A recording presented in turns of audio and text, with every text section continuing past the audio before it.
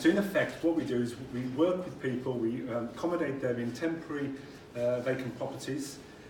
Their presence in these properties ensure that they remain secure, protected from arson, from vandalism, and ultimately living in the property, any maintenance issues that pop up can be identified and sorted. So all in all, it's very much a win-win for both sort of people looking for the accommodation and also the owners who want their properties secure. There are four key differences, though, between guardians and tenants. The first one is that they pay a licence fee, they don't pay rent. They do not have exclusive rights to part of the property. They obviously must leave within 28 days, which is the notice period that we can give them and they can give us. But in return for this, what they benefit from is paying around about 50% less than what the sort of typical market rent would be for your traditional sort of rental. Now, what we manage is a very wide variety of properties.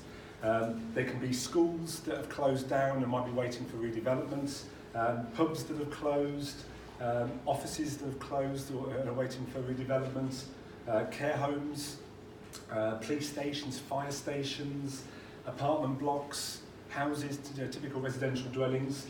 What they all have in common, though, is that they are temporary vacant for anything from just a few months, potentially up to 5 years. So typically, these are properties that owners, for whatever reason, don't quite know what to do with them.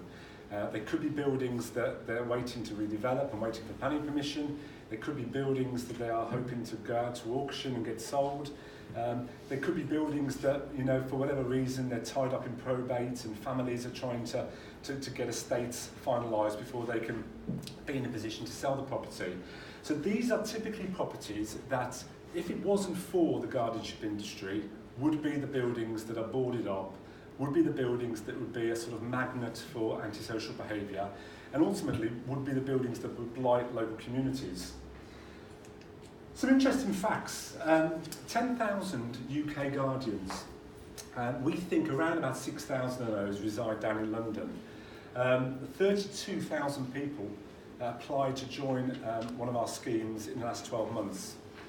Interestingly, 90% of guardians live in the same property for more than 6 months, with 60% living longer than 12 months. And when you look at the sort of the myth out there, the guardians move from building to building on a weekly or daily basis, that kind of shows that in a lot of cases these properties are very much people's homes and that they do stay there for a relatively long period of time. 1 in 4 guardians are in their 30s, and what we're finding is actually more and more people from more and more different age groups are signing up to schemes. So it's a lot more attractive to a very wider audience. 90% though are in full-time employments, with 1 in 5 guardians working in either the legal, medical or the accountancy profession. 1 in 3 guardians are key workers who ultimately want to try and live near to their hospitals or the police stations that they work in. The largest proportion though, so 35% of guardians, are people that come from the sort of creative and arts background. And there's a real specific reason why they would opt for guardianship as opposed to renting sort of traditional properties. Ultimately, it's around space.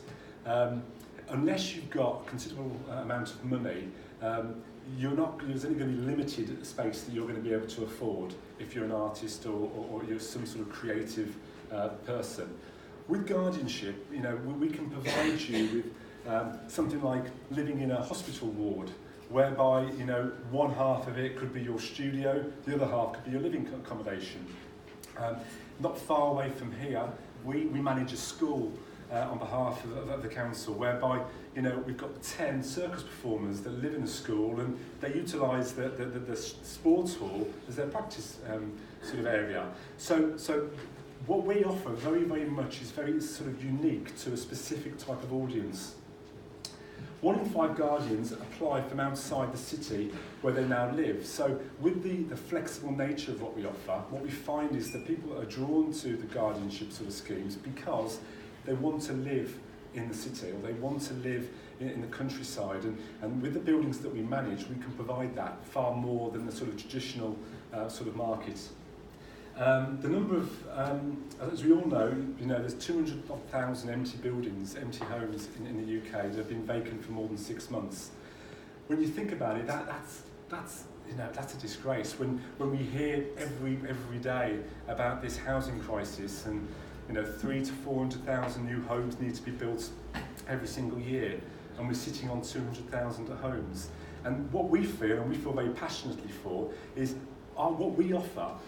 That is how these buildings can get back into use, and we really want to sort of drive that message that we can be part of the sort of housing solution.